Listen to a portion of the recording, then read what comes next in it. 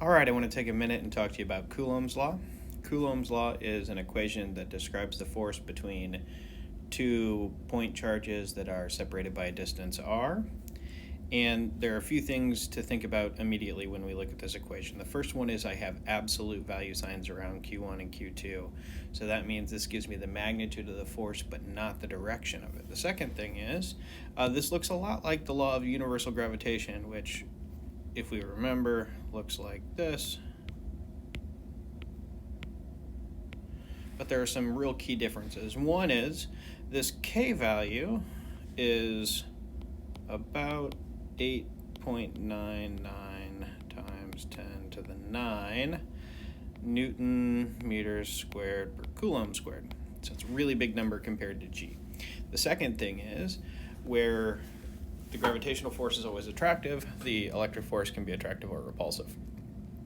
So those are our sort of big takeaways here. And the other thing is, in both cases, this is a force that is not a contact force. It is a force that acts at a distance, r, and it's proportional to the inverse of the distance, square, so it falls off relatively quickly.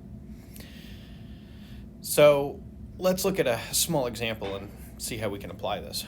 So if I have 2 point charges, a +1 and a -1, separated by a distance x, I can really easily write down the force acting on these two charges, right? But there's one piece of information that's a little bit tricky to understand, and that's what's the force and direction. So if I think about and sort of draw the force for the positive charge's force would be pointing in this direction. So it would be a positive force. While the negative charge's force would be pointing in this direction. So it would be a negative force. So I have to take into account those directions and the signs of the force independently of the equation. So pictures are going to be really important in these kinds of problems. The other thing that's important to understand is that these forces are vectors, so I have x and y components. So if I had another example where I had three charges,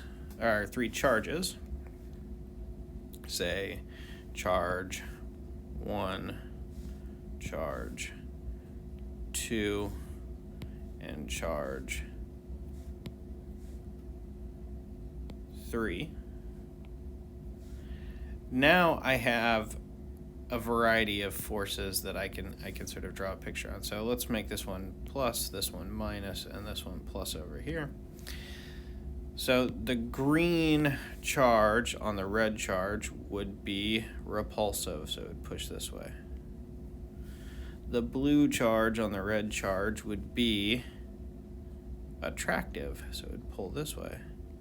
And now I'd have to break everything into its components and deal with the fact that this has a plus x component, while the green one has a minus x and minus y component. So we can continue drawing all these forces, right? So on the green charge, it would be up like this, so positive x, positive y, and the blue would be attractive, so it would be negative y.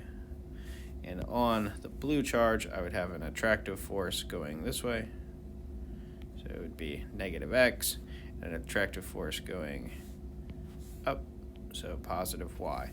And then I'd have to break this force into its individual components. Now, we did an example like this in lab, and if you want me to put a video up with an example like this, I would be more than happy to. But this is sort of the big picture breakdown of Coulomb's law, the force, and the tricks that can get in your way in terms of understanding that the equation gives us our force but not our direction.